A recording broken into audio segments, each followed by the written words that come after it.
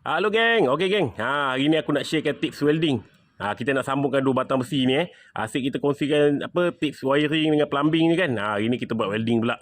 So kalau korang nak join, okey dua hollow lah. Dua besi hollow. Pastikan korang kena ada alas satu batang hollow lagi di bawah ataupun pakai angle bar cantik. Baru kita dapat lurus. Dan rata lah, rata dengan lurus tu penting Kau tak nanti bakal bengkok untuk sambungan kita tu.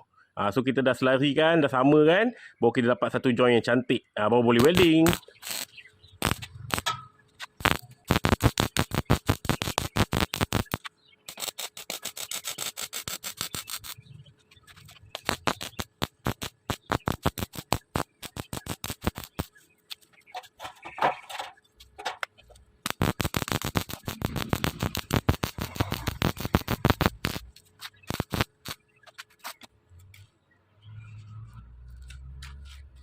Okey, ni hasil ni sambungan kita tadi.